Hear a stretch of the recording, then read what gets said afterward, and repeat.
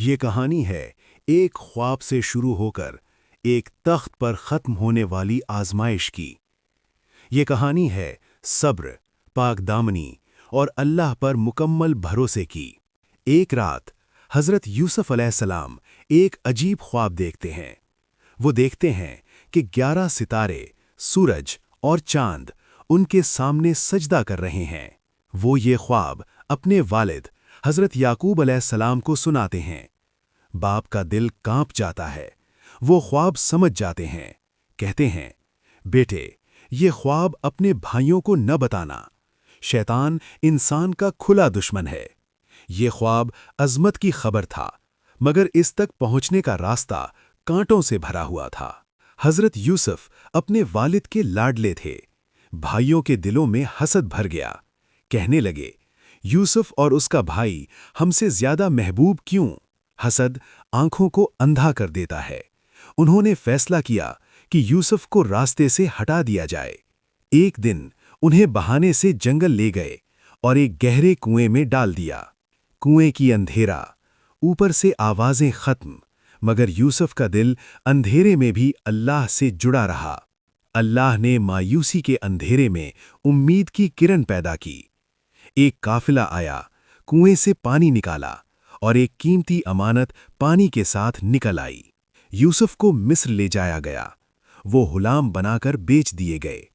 ایک معزز شخص عزیز مصر نے انہیں خرید لیا۔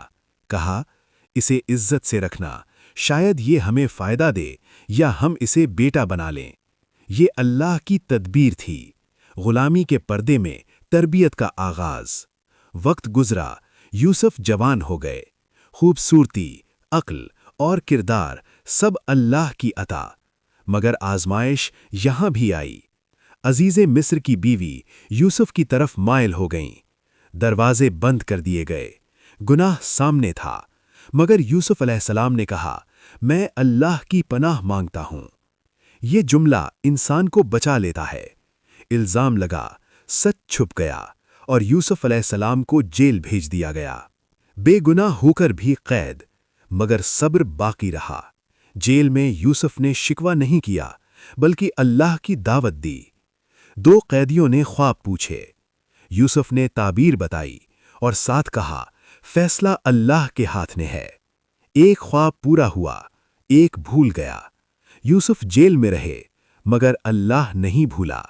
ایک رات بادشاہ نے خواب دیکھا۔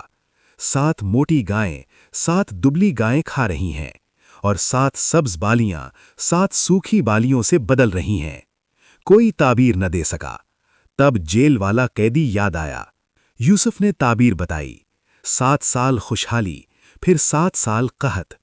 بادشاہ حیران رہ گیا، کہا، اسے میرے پاس لاؤ۔ یوسف نے کہا، پہلے میری بے گناہی ثابت ہو۔ تحقیق ہوئی، سچ سامنے آیا۔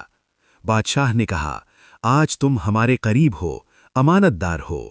یوسف کو خزانے کا ذمہ دار بنا دیا گیا۔ کنواں، جیل، تخت، یہ اللہ کا وعدہ تھا۔ قحط آیا، بھائی مصر آئے۔ یوسف نے پہچان لیا، مگر وہ نہ پہچان سکے۔ آخرکار سچ کھلا۔ یوسف نے کہا، آج تم پر کوئی ملامت نہیں، اللہ تمہیں معاف کرے۔